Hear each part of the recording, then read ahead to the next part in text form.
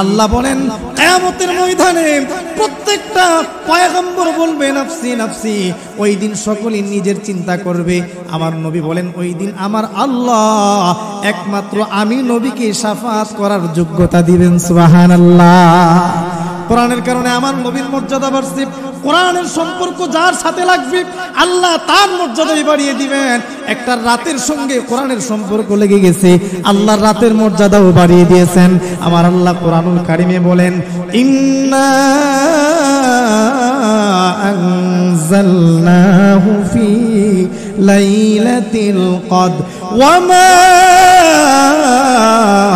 আদরাকা মা লাইলাতুল কদর লাইলাতুল কদরি খায়রুম মিন আলফি শাহর। জোরে পড়ুন আল্লাহু আকবার। রব্বুল আলামিন বলতেছেন ইন্না আনজালনাহু ফি লাইলাতিল কদর, নিশ্চয় আমি আল্লাহ তাআলা লাইলাতুল কদরে কোরআন নাজিল করেছি। লাইলাতুল কদরে কোরআন নাজিল করার কারণে আমার আল্লাহ বলেন হাবিব আমার আপনি কি জানেন লাইলাতুল কদরের মর্যাদা কেমন, শানার মান কেমন? আমার নবী কেমন যেন বলেছে মা আদরি, আমি তো জানি না। আল্লাহ নিজেই জবাব দেন লাইলাতুল কদরি খায়রুম মিন আলফি শাহর। লাইলাতুল কদর হচ্ছে এমন এক মহামান্বিত রাত, এই রাতে যদি কোন উম্মতে মুহাম্মদী ইবাদত করতে পারে আমি আল্লাহ 1000 মাস ইবাদত করলে যে সওয়াব হবে আল্লাহ এক রাতে এর চাইতে দ্বিগুণ সওয়াব তার আমলনামায় দিয়ে দিবে। কোরআনের কারণে আল্লাহ এই লাইলাতুল কদরের শান আর মান বাড়ায় দিয়েছেন। আল্লাহ বলেন শুধু রাতের মান বাড়াই নাই, একটা মাসে আমি আল্লাহ কোরআন নাজিল করেছি, ওই মাসের মর্যাদা আমি আল্লাহ বাড়িয়ে দিলাম, সম্মান আর কদর বাড়িয়ে দিলাম। কেমন ভাবে? আমার আল্লাহ বলেন শাহরু রমাদানাল্লাযী উনজিলা ফীহিল কুরআন হুদাল লিন-নাসি ওয়া বায়্যিনাতিন মিনাল হুদা ওয়াল ফুরকান। রমজান মাসে আমার আল্লাহ রাব্বুল আলামিন কোরআন নাজিল করেছেন, রমজানের মর্যাদা আল্লাহ বাড়িয়েছেন। কেমন বাড়াইছেন? আমার নবী বিশ্ব নবী রাহমাতুল লিল আলামিন বলেন কোন উম্মত যদি রমজান মাসে 1 রাকাত ফরজ পড়ে আমার আল্লাহ রাব্বুল আলামিন তার আমলনামায় 70 রাকাত ফরজ পড়ার সওয়াব দিবেন। সুবহানাল্লাহ। কোন আরেকটু চিল্লায় পড়েন না সুবহানাল্লাহ। 1 রাকাত ফরজ পড়ছে 70 রাকাত ফরজের সমান সওয়াব। 1 রাকাত নফল পড়ছে, অন্যান্য মাসে ফরজ পড়লে যে সওয়াব হবে রমজানের নফল পড়লে আল্লাহ ফরজের সমান সওয়াব দিবেন। সুবহানাল্লাহ বলেন। এজন্য একটা মাসের মর্যাদা আল্লাহ বাড়াইছেন, কোরআনের সঙ্গে মাসের সম্পর্ক লাগছে। আরে মুসলমান, একটা শহরের সম্পর্ক লাগছে কোরআনের সঙ্গে। আমার আল্লাহ রাব্বুল আলামিন শহরের মর্যাদা বাড়াইছেন। মক্কা আর মদিনায় আমার আল্লাহ কোরআন নাজিল করেছেন, মক্কা মদিনার মর্যাদা আমার আল্লাহ কেমন বাড়াইছেন। আমার রব্বুল আলামিন দুনিয়ার মাঝে উম্মতে মুহাম্মদীর মাঝে যারাই নাকি সম্পদওয়ালা হবে, টাকাওয়ালা হবে, টাকাওয়ালা হওয়ার সঙ্গে সঙ্গে হজ করা তার উপর ফরজ করেছে। ঠিক কিনা বলেন? এই হজ আর মক্কা মদিনায় জিয়ারতের জন্য মন চাই কি চাই না? আওয়াজ করে বলেন না চাই কি চাই না? এই যে মক্কা মদিনায় যাওয়ার জন্য যেই বান্দার টাকা আছে, যার টাকা নাই পয়সা নাই তারও মনের তামান্না আল্লাহ রিকশা চালায়া খায়, মাটি কেটে খায়, আমি সারাদিন ইনকাম করতে পারি না কিন্তু মনে বড় তামান্না মদিনায় যাব, আমার নবীর রওজা শরীফ জিয়ারত করব, আমার পয়গম্বরের রওজার সামনে দাঁড়ায়া আমার নবীকে সালাত ও সালাম দিব, আমার আল্লাহর ঘরটা তাওয়াফ করব। ঠিক কিনা বলেন? এমন আশা আমাদের আছে না নাই?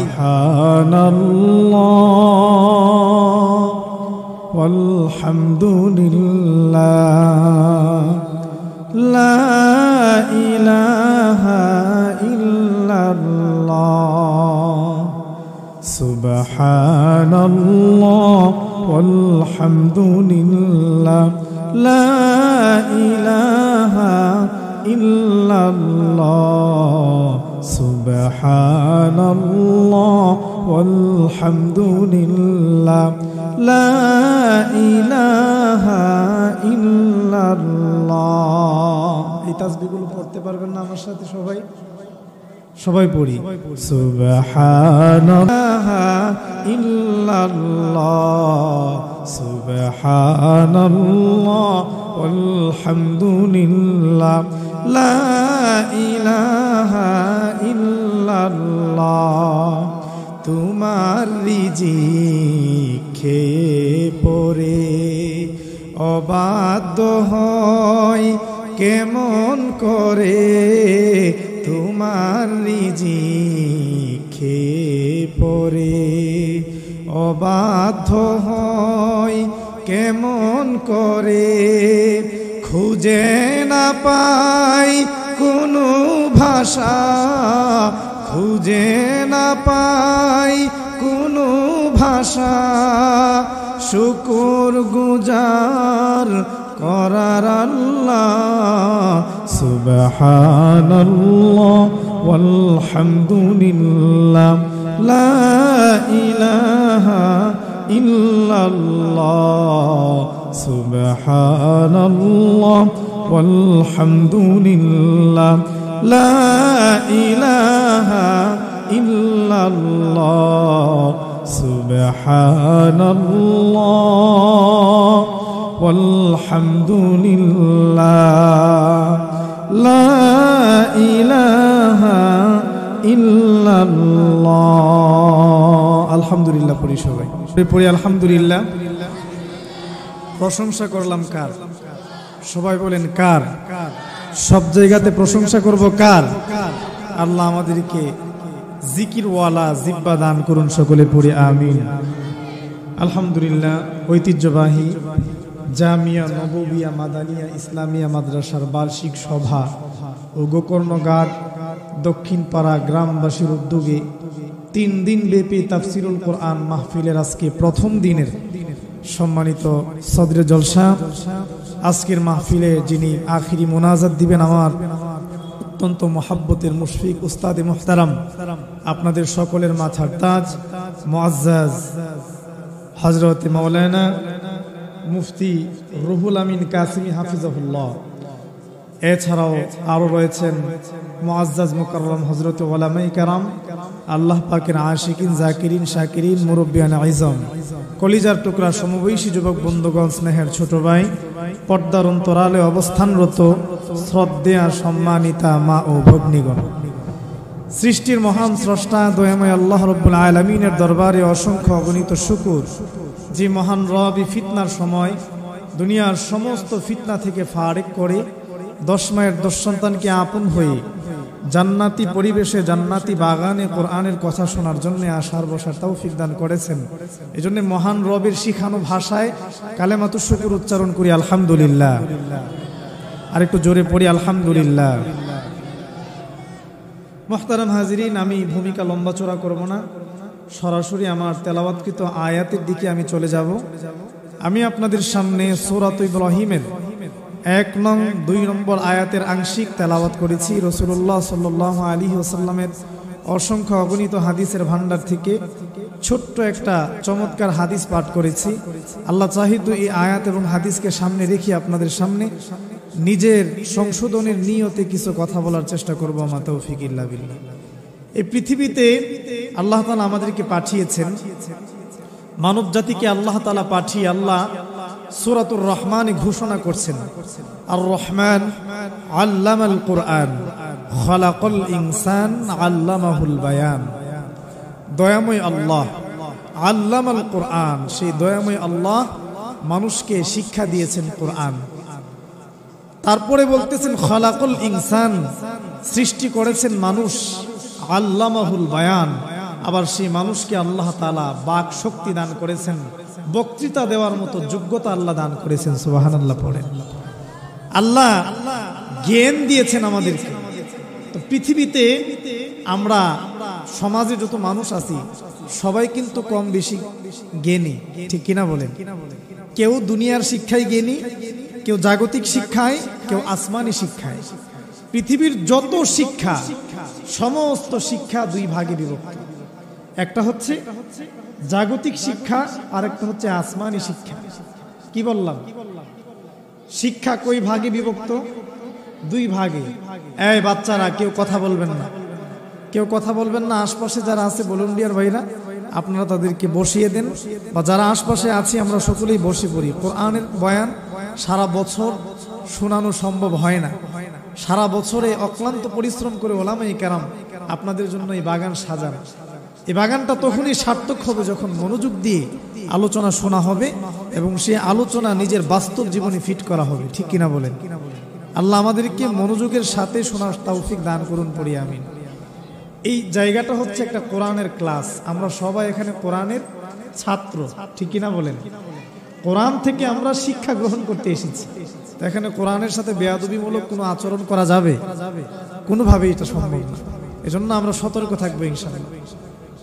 পৃথিবীর সমস্ত শিক্ষা দুই ভাগে বিভক্ত, একটা জাগতিক শিক্ষা আর একটা আসমানি শিক্ষা।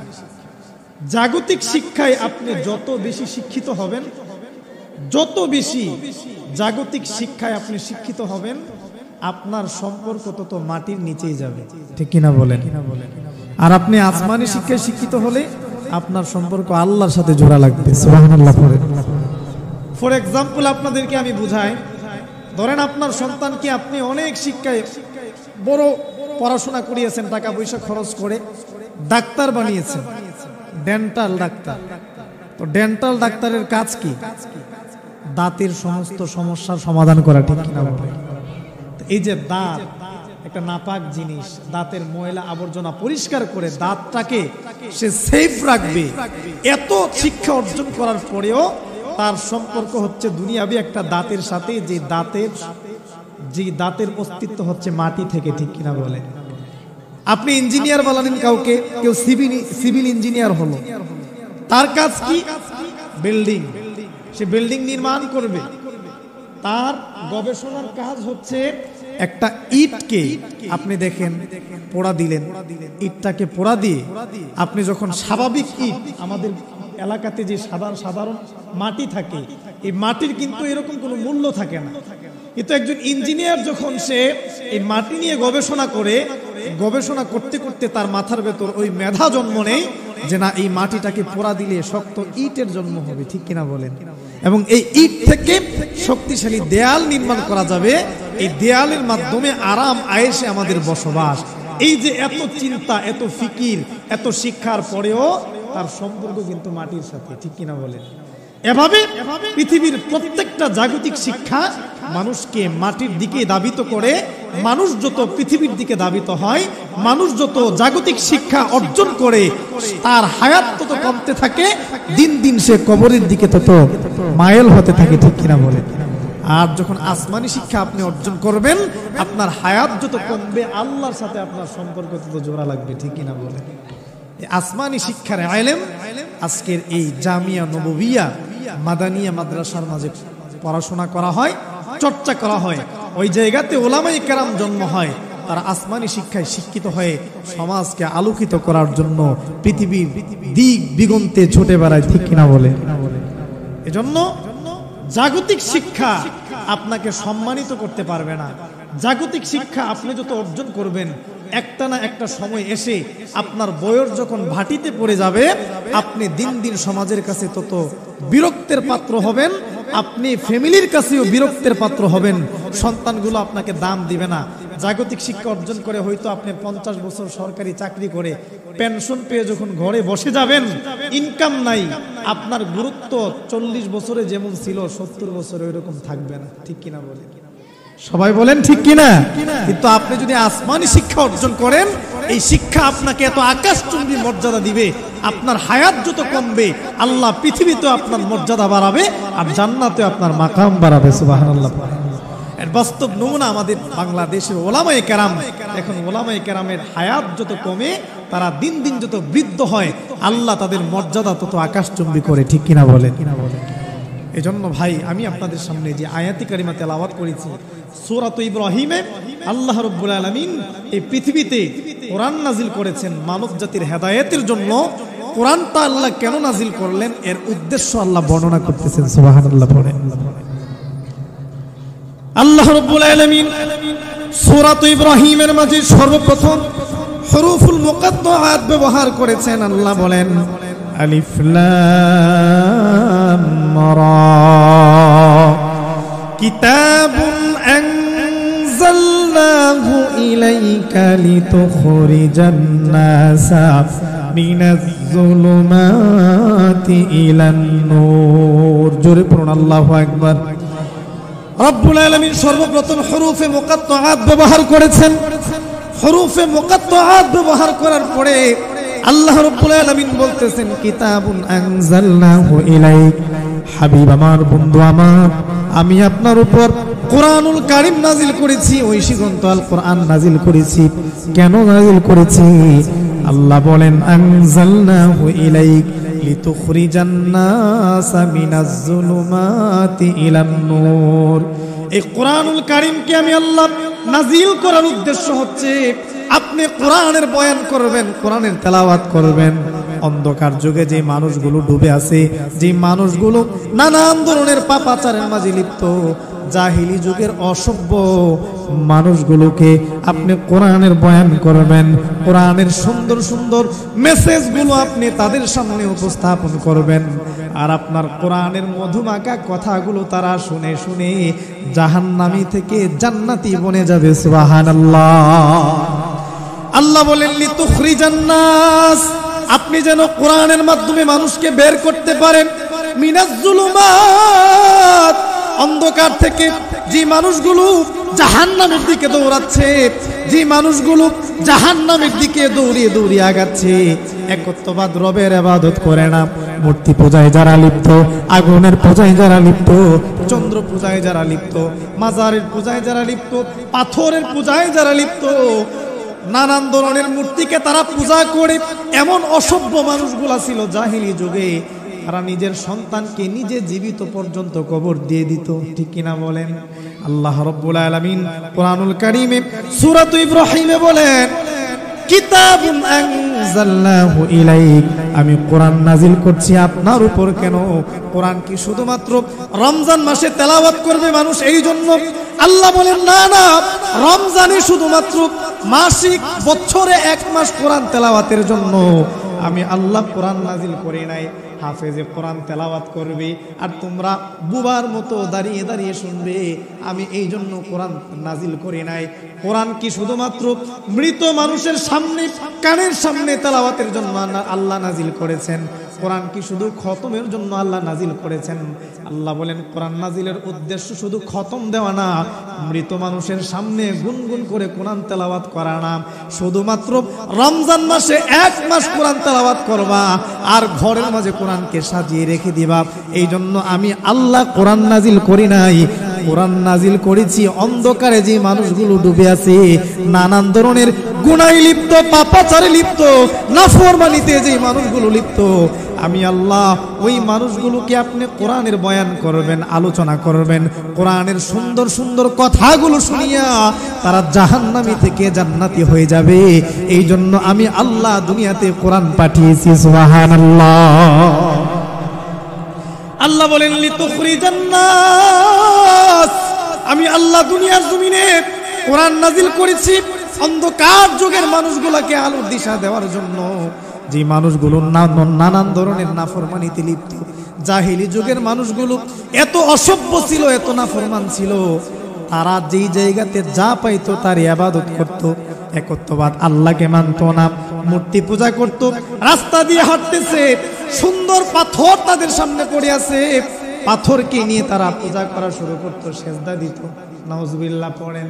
এ মুসলমান, কোরআনের আদর্শ না থাকার কারণে, কোরআনের শিক্ষা না থাকার কারণে, ইসলামের সাম্যের বাণী সমাজে না থাকার কারণে মানুষগুলো এত জাহেল হয়ে গিয়েছিল, মানুষগুলো এত পশুতে রূপান্তরিত হয়েছিল, নিজের কন্যা সন্তানকে পর্যন্ত জীবন্ত তারা কবরের মাঝে দাফন করে দিত। নাউজুবিল্লাহ পড়েন।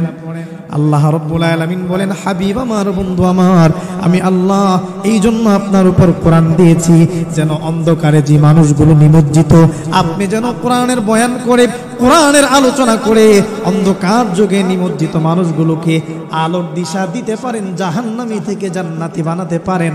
এই জন্য আমি আল্লাহ আপনার উপর কোরআন নাজিল করেছি। সুবহানাল্লাহ। কোরআন এটা এমন এক কষ্টি পাথর, এই কোরআনের সাথে যার ছোঁয়া লাগবে আল্লাহ তার মর্যাদা আকাশচুম্বী করবে। সুবহানাল্লাহ পড়েন। কষ্টি পাথরের নাম আমরা শুনছি তো সবাই নাকি? কষ্টি পাথর এমন এক পাথর কাল্পনিকভাবে আমরা দেখি নাই, কিন্তু বাপ দাদাদের জবানে শুনেছি এই পাথরের সাথে লোহাকে ঘষা দিলে নাকি লোহা পর্যন্ত স্বর্ণ হয়। ঠিক কিনা বলে? কোরআন হচ্ছে আমাদের কষ্টি পাথর, এমন কষ্টি পাথর এই কোরআনের সঙ্গে যার ছোঁয়া লাগবে, যার সম্পর্ক লাগবে, আমার আল্লাহ তার মর্যাদায় বাড়াবেন। সুবহানাল্লাহ পড়েন, আর একটু আওয়াজ করে বলেন সুবহানাল্লাহ। আল্লাহ রাব্বুল আলামিন দুনিয়ার জমিনে যত পয়গম্বরকে পাঠিয়েছেন, যত রাসূলকে পাঠিয়েছেন, প্রত্যেক পয়গম্বরের সঙ্গে একটা একটা অলৌকিক শক্তি দিয়েছেন, মুজিজা দিয়ে পাঠিয়েছেন। আল্লাহ রাব্বুল আলামিন হযরতে দাউদ আলাইহিস সালামকে দুনিয়াতে পাঠিয়েছেন। দাউদ আলাইহিস সালামের মুজিজা ছিল, দাউদ আলাইহিস সালাম যখন লোহার মাঝে হাত দিতেন, লোহা মোমের মতো গলে যেত। লোহা দ্বারা উনি যুদ্ধের পোশাক বানাতে পারতেন। সুবহানাল্লাহ পড়েন। এটা ছিল দাউদ আলাইহিস সালামের মুজিজা। দাউদ আলাইহিস সালাম দুনিয়ার জমিন থেকে চলে গেছে, দাউদ পয়গম্বরের মুজিজাও ধ্বংস হয়ে গেছে, শেষ হয়ে গেছে। মুসা আলাইহিস সালামের মুজিজা ছিল হাতের মাঝে লাঠি ছিল, এই লাঠি যদি জমিনে ছেড়ে দিত বিষাক্ত সাপ হয়ে যেত, বিশাল বড় সাপ হয়ে যেত। সুবহানাল্লাহ পড়েন। ফেরাউনের 70,000 জাদুকরের সাপকে পর্যন্ত গিলে ফেলেছিল হযরতে মুসা আলাইহিস সালামের লাঠির আঘাতে। নীল নদের মাঝে পর্যন্ত 12টা রাস্তা বের হয়েছিল। সুবহানাল্লাহ পড়েন। কিন্তু এই যে মুজিজা, মুসা আলাইহিস সালাম দুনিয়ার জমিন থেকে চলে গেছে, মুজিজা আছে না চলে গেছে?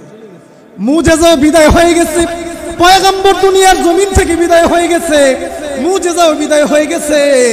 এরকম ভাবে হযরতে ঈসা আলাইহিস সালামের মুজিজা ছিল। ঈসা আলাইহিস সালাম কোন জন্মান্ধ কোন মানুষের চেহারাতে চোখের মাঝে হাত দিলে যে জন্মগতভাবে অন্ধ, চেহারাতে হাত দেওয়ার সঙ্গে সঙ্গে আল্লাহ তার দৃষ্টি ফিরিয়ে দিতে। ঈসা আলাইহিস সালাম দুনিয়ার জমিন থেকে চলে গেছে, আল্লাহ তাআলা তার মুজিজাকে ধ্বংস করে দিয়েছেন। কিন্তু আমার পয়গম্বর মুহাম্মদুর রাসূলুল্লাহ সাল্লাল্লাহু আলাইহি ওয়াসাল্লামকে আল্লাহ তাআলা প্রায় ৩,৫০০ মুজিজা দিয়ে দুনিয়াতে পাঠাইছেন। সুবহানাল্লাহ পড়েন। কখনো আমার নবী বিশ্ব নবী রাহমাতুল লিল আলামিন দুনিয়ায় থেকে আকাশের চাঁদের দিকে ইশারা করেছেন, আকাশের চাঁদ দ্বিখণ্ডিত হয়ে গেছে। সুবহানাল্লাহ পড়েন। কখনো আমার নবী গুই সাপকে বলেছেন শাহাদাত দেওয়ার জন্য, সাক্ষ্য দেওয়ার জন্য, রিসালাতের সাক্ষ্য দেওয়ার জন্য। গুই সাপ পর্যন্ত আমার নবীর রিসালাতের সাক্ষ্য দিয়েছেন। কখনো কখনো আমার পয়গম্বর মৃত খেজুর গাছকে ডাক দিয়েছেন, খেজুর গাছ রে আমার কাছে আই। খেজুর গাছ জীবিত হয়ে আমার নবীর সামনে দাঁড়ায় গেছেন। কখনো বাঘ পর্যন্ত আমার পয়গম্বরের রিসালাতের সাক্ষ্য দিয়েছেন। সুবহানাল্লাহ পড়েন। নবীজির এইরকম প্রায় ৩,৫০০ মুজিজা ছিল। এর মাঝে সবচাইতে শ্রেষ্ঠ মুজিজা হচ্ছে আল্লাহর পবিত্র কোরআন। সুবহানাল্লাহ কোন। প্রত্যেক পয়গম্বরের মুজিজা ইন্তেকালের সঙ্গে সঙ্গে বিদায় নিয়েছে, কিন্তু আল্লাহ রাব্বুল আলামিন আমার নবী প্যারা নবী রাহমাতুল লিল আলামিন কেমন এক মুজিজা দিয়েছেন। এই কোরআন নবী দুনিয়ার জমিন থেকে চলে গেছে, কিন্তু আল্লাহর পয়গম্বরের উপর নাজিলকৃত কোরআন কিয়ামত পর্যন্ত মুসলমানদের জন্য মুজিজা হিসেবে থাকবে। সুবহানাল্লাহ। কোরআন হচ্ছে কষ্টি পাথর। কেমন মুজিজা কোরআন! কোরআনের সঙ্গে যার সম্পর্ক লাগবে আমার আল্লাহ তার মর্যাদায় বাড়াবেন। পৃথিবীতে যত ধর্মগ্রন্থ আছে সমস্ত ধর্মগ্রন্থেরই একটু না একটু বিকৃত হয়েছে, পরিবর্তন হয়েছে, কিন্তু আমার আল্লাহ কোরআনুল কারীমের মাঝে ঘোষণা করে দিয়েছেন ইন্না নাহনু নাযালনা যিকরা ওয়া ইন্না লাহু লাহাফিজুন। আল্লাহ বলেন নিশ্চয় আমি আল্লাহ কোরআন নাজিল করলাম, এই কোরআনকে হেফাজতের দায়িত্ব আমি আল্লাহ নিজে নিয়ে নিলাম। সুবহানাল্লাহ পড়েন। মুসলমান আমার আল্লাহ কিভাবে কোরআনকে হেফাজত করবে? এই পৃথিবীর যত ধর্মগ্রন্থ আছে সবগুলোতেই ভুল আছে, কিন্তু কোরআন হচ্ছে এমন এক কোরআন আমার আল্লাহ বলেন আলিফ লাম মিম যালিকাল কিতাবু লা রাইবা ফীহি হুদাল লিল মুত্তাকিন। মুত্তাকিন। জোরে পড়ুন আল্লাহু আকবার। আল্লাহ বলতেছেন পৃথিবীর প্রত্যেকটা কিতাবে সন্দেহ আছে, কিন্তু আমি আল্লাহর কোরআন এটা এমন এক কোরআন লা রাইবা ফি, যে কোরআনে কোনো ধরনের সংশয় নাই, কোনো ধরনের ডাউট নাই। সুবহানাল্লাহ পড়েন। মুসলমান, আমার আল্লাহ কোরআন নাজিল করেছেন, আজ পর্যন্ত কোরআনের একটা হরফকেও কেউ পরিবর্তন করতে পারে নাই, একটা জের জবর নুক্তাকেও কেউ পরিবর্তন করতে পারে নাই, কিয়ামত পর্যন্ত পারবেও না। যারা ধ্বংস করতে এসেছিল তাদের অস্তিত্ব ধ্বংস হয়ে গেছে, কিন্তু কোরআন কিয়ামত পর্যন্ত কোথাও থাকবে, ঠিক কিনা?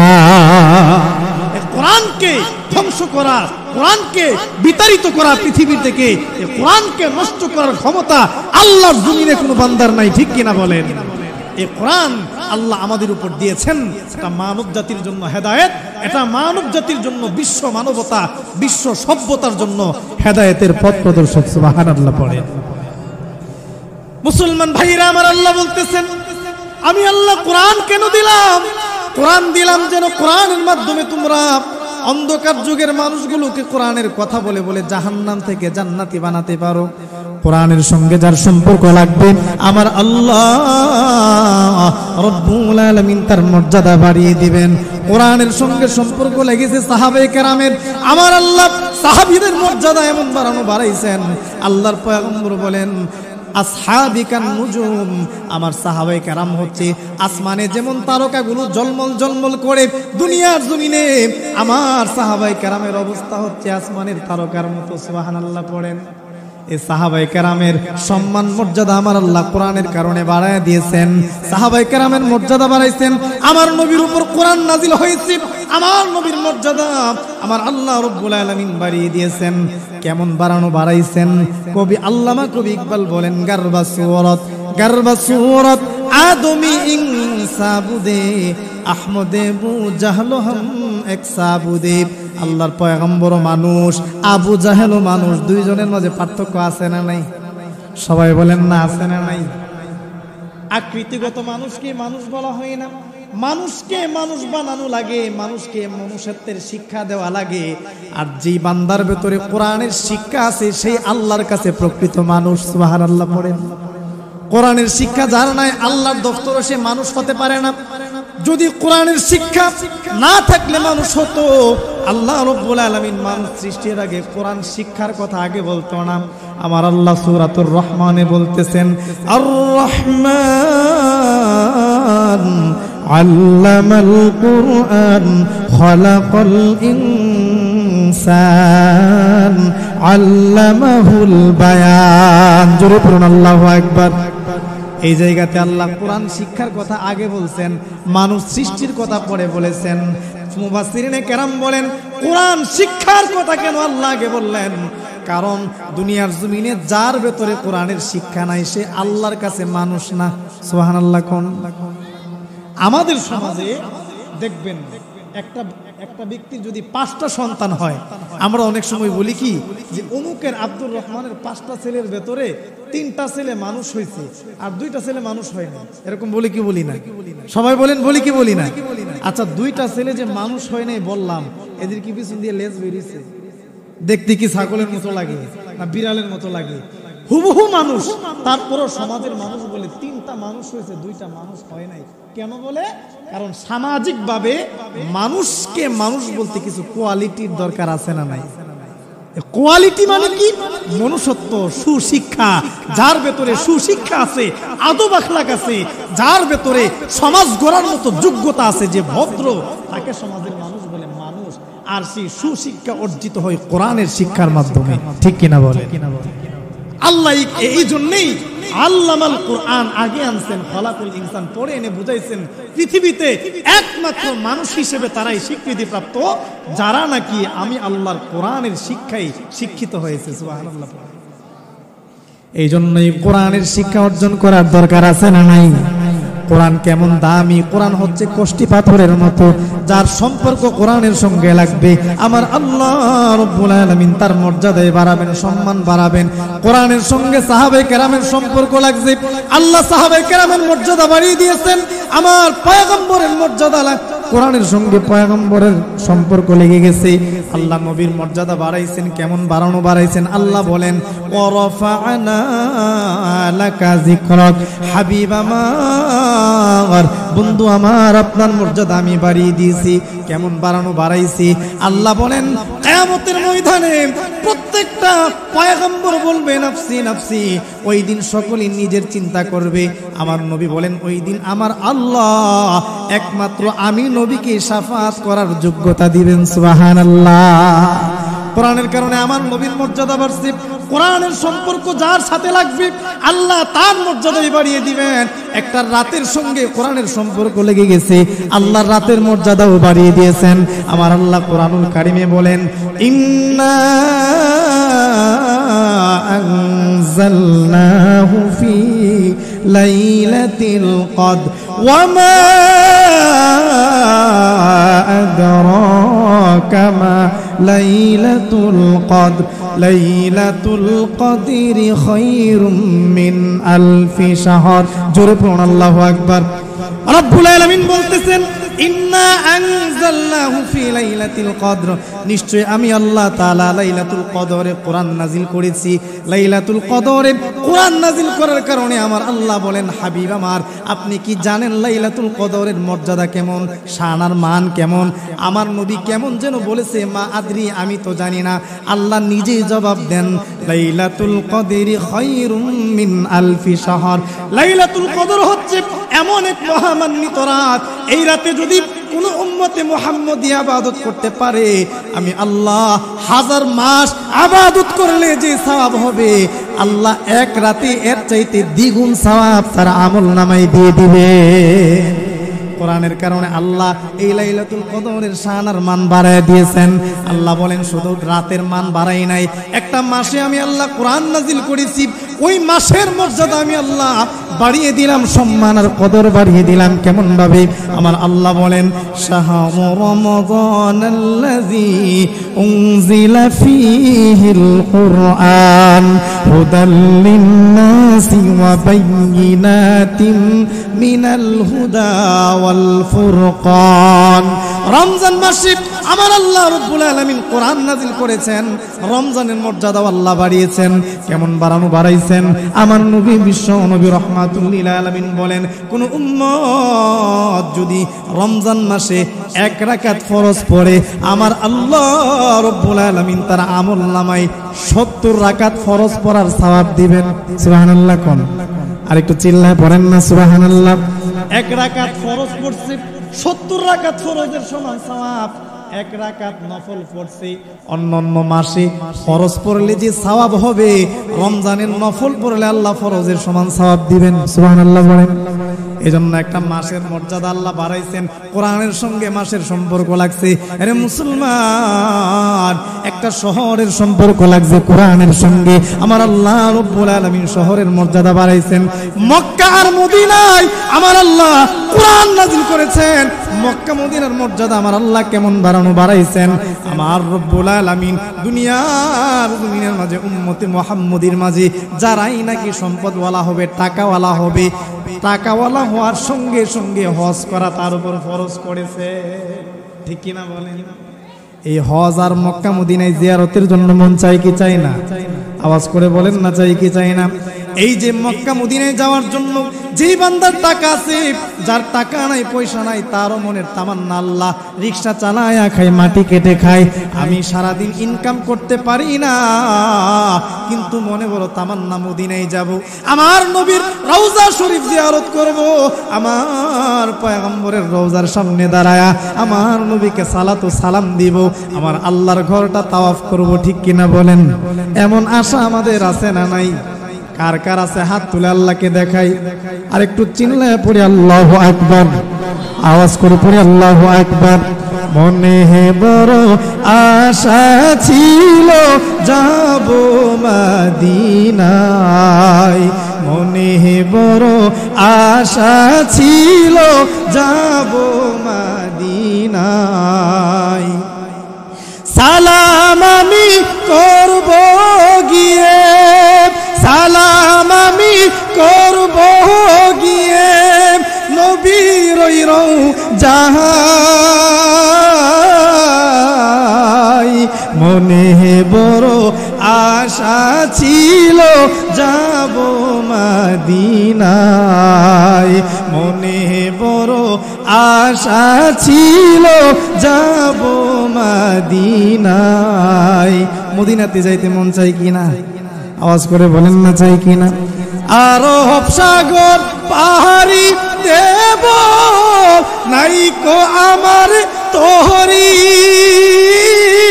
পাখি নই যে উড়ে যাব ডানাতে ভর করি আল্লাহু আকবার পড়ে আরব সাগর পাড়ি দেব নাইকো আমার তোহরি পাখি নই যে উড়ে যাব ডানাতে ভর করি আমার আশায় আছে সম্বল নাই আশায় আছে সম্বল নাই করি কিউ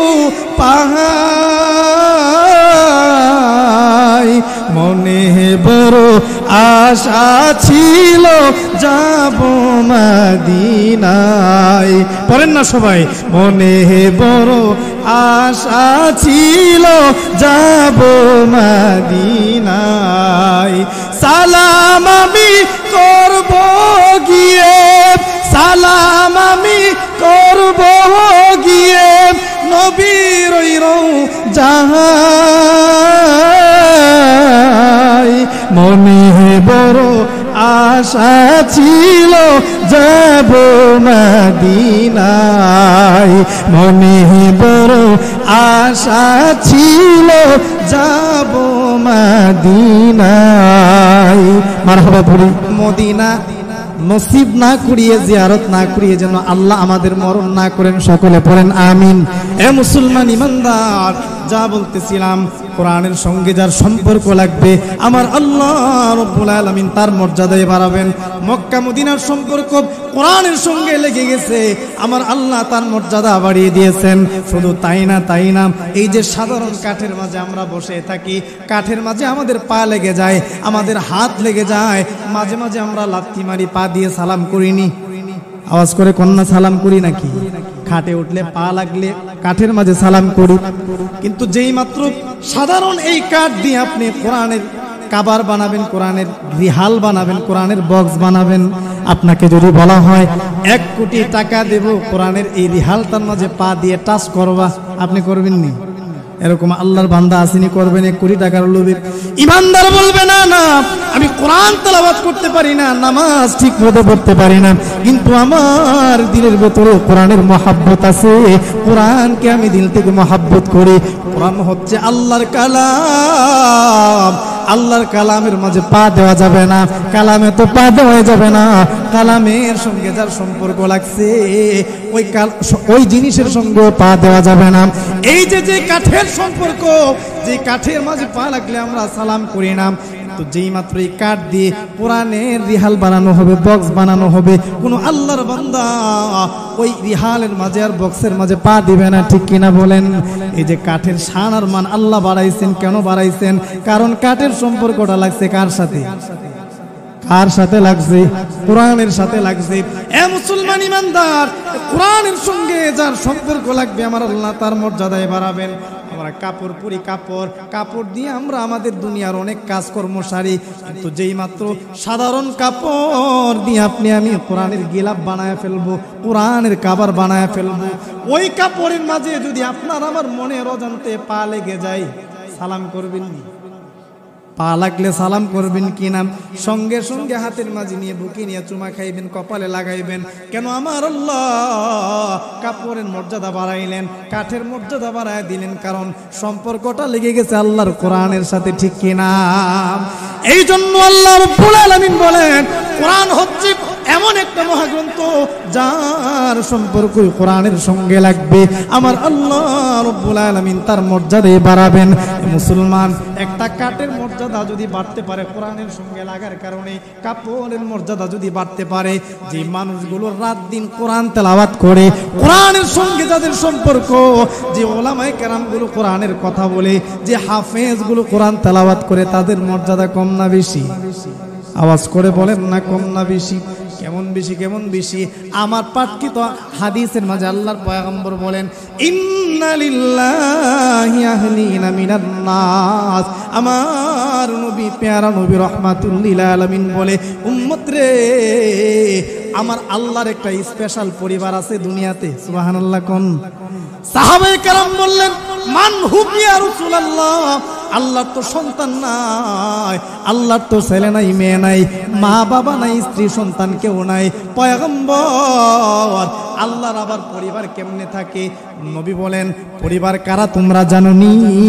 ওয়াহুম আহলুল কোরআন, যে মানুষগুলো কোরআন তেলাওয়াত করে, কোরআনের সঙ্গে যাদের সম্পর্ক লেগে গেছে, কোরআনের আলেম যারা, হাফেজ যারা, যারা কোরআনকে মহব্বত করে, কোরআনকে যারা পাহারা দেয়, কোরআনের মাদ্রাসাকে যারা মহব্বত করে, মহব্বত করিয়া মাদ্রাসার মাঝে নিজের সম্পদ বিলায়া দেয়, নিজের কষ্টের ইনকাম করা টাকা দিয়ে মাদ্রাসা করতেছে, ওলামায়ে কেরামের খেদমত করে, আল্লাহর পয়গম্বর বলেন, যারা কোরআনের ধারক এবং বাহক, কোরআনকে যারা হেফাজত করে, ওই মানুষগুলো আল্লাহর স্পেশাল পরিবারের অন্তর্ভুক্ত। আর একটু জোরে পড়েন সুবহানাল্লাহ। এ মুসলমান ইমানদার, এই জন্য কোরআনের সঙ্গে আমাদের সম্পর্ক লাগানো লাগবে। আমার নবী বলেন, কুন আলিমান আও মুতাআল্লিমান আও মুহিব্বান আও মুস্তামিআন। হে উম্মত, হয়তো তুমি কোরআনের আলেম হয়, আলেম হতে পারো নাই, আলেমের ছাত্র বনিয়া যাও, ছাত্র হওয়ার যোগ্যতা তোমার নাই, আলেমের কথা শোনো, আলেমের কথাও তুমি শুনতে পারো না, আলেমকে মহাব্বত করো। যদি মহাব্বত করতে পারো রে উম্মত, আল্লাহ হাসরের ময়দানে আলেমের সঙ্গে তোমাকে উঠাবেন। সুবহানাল্লাহ পড়েন, আর একটু আওয়াজ করে পড়েন না সুবহানাল্লাহ। মুসলমানি কথাটাই আমার রব্বুল আলামিন বলতেছেন, আমি আল্লাহ দুনিয়ার জমিনের মাঝে কোরআন নাজিল করলাম, কোরআনের মাধ্যমে যেন মানুষগুলোকে অন্ধকার থেকে আলোর দিকে আনতে পারেন। যারা জাহান্নামের দিকে দৌড়ায়, ওই মানুষগুলোকে যেন আপনি জান্নাতের দিকে আনতে পারেন। জাহিলি যুগের মানুষগুলোর অবস্থা এমন ছিল, নবী আসার আগে, কোরআন আসার আগে নিজের কন্যা সন্তানকে তারা জীবন্ত কবর দিত। আমার নবী প্যারা নবী রাহমাতুল লিল আলামিন কোরআনের বয়ান করেন, সাহাবায়ে কেরাম আমার নবীর বয়ানগুলো শুনেন। আমার পয়গম্বরের একজন সাহাবী দাহিয়াতুল কালবি তার নাম, ওই দাহিয়াতুল কালবি আমার পয়গম্বরের কোরআনের বয়ান শুনিয়া জাররা জাররা হয়ে কান্না করে আর নবীকে বলে, নবী গো, আমি দাহিয়া এমন বড় বড় অপরাধ করেছি, আমি কোরআনের বয়ান শুনি নাই এর আগে, আপনার নুরানি জবানের কথাগুলো আমি শুনি নাই। ইয়া রাসূলুল্লাহ, ইয়া হাবিবাল্লাহ, আমার অপরাধ আমার আল্লাহ ক্ষমা করবেন না। প্যারা নবী রাহমাতুল লিল আলামিন দাহিয়াতুল কালবিকে বলেন, দাহিয়া রে, কি এমন অপরাধ করেছো, আল্লাহ ক্ষমা করবে না? দাহিয়া বলেন, ইয়া রাসূলুল্লাহ, আমি এমন বড় বড় অপরাধ করেছি, আমার অপরাধের কোনো ক্ষমা নাই। নবী আমার, আপনার জবান থেকে কোরআনের বয়ান শোনার আগে, কিছুদিন আগে আমি একটা জঘন্য অপরাধ করেছি। আমার একটা সুন্দরী কন্যা সন্তান ছিল, এমন কন্যা সন্তানটা, তার চেহারাটা যেমন সুন্দর, নাম ছিল জামিলা, নাম যেমন জামিলা, তার চেহারাটা ওই রকম জামিল ছিল, জামিলা ছিল, সুন্দরী ছিল। আমার এই কন্যা সন্তানটাকে আমি খেলাধুলার কথা বলতে নিয়ে মরুভূমির মাঝে নিয়ে যাই, সন্তানটাকে আমি কবর দিয়ে দিব, তার জন্য কবরের মাটিগুলো আমি খুঁড়তেছি। আমার এই ফুটফুটে সন্তান আমার সঙ্গে মাটিগুলো, কবরের মাটিগুলো খুঁড়ে, আমার সন্তান জানে না আমি তার জীবন শেষ করে দিব, তাকে ধ্বংস করে দিব। মাটি খোঁড়া যখন শেষ হয়ে গেছে, কবরের কাজ যখন শেষ হয়েছে, আমি আমার এই কন্যা সন্তানটাকে কবরে শোয়া দিলাম। কবরে শোয়াইয়া আমার সন্তানটাকে যখন, আমার সন্তানের উপর যখন আমি মাটি চাপা দিতে লাগলাম, সন্তান বলতেছে, বাবা আপনি কি আমাকে মাটির নিচে চাপা দিবেন? কি অপরাধের কারণে আমাকে চাপা দিবেন? আমি বলতেছিলাম তোর অপরাধ নাই, একটাই মাত্র অপরাধ, তুই কন্যা হয়ে কেন জন্মাইলি? নাউজুবিল্লাহ পড়েন। মেয়ে হয়ে জন্মানোটা কি ওই জামানার মা বাবা অভিশাপ মনে করত, পাপ মনে করত, সমাজের বোঝা মনে করত। দাহিয়াতুল কালবি বলেন, পয়গম্বর আমি তখন আমার সন্তানটাকে কবর দিতে লাগলাম। সন্তানটা আবার কান্না করে করে বলতেছেন, বাবা আমাকে আপনি কবর দিয়েন না, এমন এলাকায় চলে যাব। বাবা বলে আপনার পরিচয় দিব না, আপনি দাহিয়াতুল কালবি যে আমার বাবা, আমি পরিচয় দিব না বাবা, তারপরও আপনি আমাকে হত্যা করিয়েন না, মারিয়েন না। আমার সন্তানের কান্নায় আকাশ বাতাস বাড়ি হয়ে গিয়েছিল। পয়গম্বর ওগো নবী আমার, ওই দিন আমি দাহিয়ার অন্তরটা নরম হই নাই। আমি দাহিয়া আমার সন্তানটাকে জীবন্ত কবর দিয়ে দিলাম। পয়গম্বর আজকে আপনার কোরআনের বয়ান শুনলাম, আমার দিন নরম হয়ে গেছে, আমি কালেমা পড়তে চাই। ওগো নবীজি, কালেমা পড়ার আগে আপনার কাছে আমার একটা আবদার, যদি ইসলাম গ্রহণ করি আমার পেছনের গুনাহগুলো কি কি আমার আল্লাহ ক্ষমা করবেন? সুবহানাল্লাহ। আল্লাহর নবী বিশ্ব নবী রাহমাতুল লিল আলামিন ডাক দিয়ে বলেন, দাহিয়া রে, তুই বলতেছো তোমার গুনাহগুলো আল্লাহ ক্ষমা করবেন কিনা? ইসলাম হচ্ছে এমন একটা ধর্ম, আল ইসলামু ইয়াহদিমু মা কানা ক্বাবলাহা। ইসলাম গ্রহণ করার পরে, কোরআন গ্রহণ করার পরে, আমার নবীর কালেমা গ্রহণ করার পরে পূর্বের যত অপরাধ আর গুনাহ আছে আমার আল্লাহ মুহূর্তের মাঝে ক্ষমা করিয়া নিষ্পাপ বানায়া দে। আল্লাহু আকবার পড়েন, একটা তাকবীর দেন। নারে তাকবীর, নারে তাকবীর, লিল্লাহি তাকবীর। প্রধান অতিথির আগমন, প্রধান অতিথির আগমন। আলহামদুলিল্লাহ, আমার উস্তাদে মুহতারাম হুজুর চলে আসছেন। আমি আর আলোচনা লম্বা করব না, যদি আলোচনা করার অনেক সময় আরো অনেক লম্বা আলোচনা করার জন্য নিয়েছিলাম, বাকি এখানেই আজকে আমার আলোচনা রাখতেছি। আমার মূল কথাটা, কোরআন এটা এমন এক মহাগ্রন্থ, এই কোরআনের সাথে যার সম্পর্ক লাগবে মর্যাদা বাড়াবে কে? সবাই বলেন কে? আল্লাহ। এই কোরআনের সাথে সম্পর্ক লাগার কারণে সাহাবায়ে কেরামকে বর্বর থেকে আল্লাহ সোনালী মানুষে রূপান্তরিত করেছেন। যারা জাহান্নামের কিনারাতে ছিলেন তারা জান্নাতের সার্টিফিকেট পেয়েছেন। ঠিক কিনা বলেন? এই কোরআনের সাথে যদি আমাদের সম্পর্ক লেগে যায়, আমাদেরকে আল্লাহ জান্নাত দিতে পারেন কিনা? এই জন্য এই মাদ্রাসা হচ্ছে কোরআনের ঘাঁটি, এগুলা হচ্ছে ইসলামের দুর্গ, কোরআনের দুর্গ। এগুলাকে হেফাজত করলে কোরআন হেফাজতে থাকবে, কিয়ামত পর্যন্ত কোরআন সংরক্ষিত থাকবে। আমরা এই মাদ্রাসার সঙ্গে সম্পর্ক রাখবো, উলামায়ে কেরামকে ভালোবাসবো, মহব্বত করব, তাদেরকে সাপোর্ট দিব, অর্থ দিয়ে, পরামর্শ দিয়ে, সব কিছু দিয়ে। আল্লাহ আমাদেরকে তৌফিক দান করুন, সকলে পড়ি আমিন। এই বলে আজকে আমি আমার অসমাপ্ত আলোচনা এখানেই সমাপ্ত করতেছি। ওমা আলাইনা।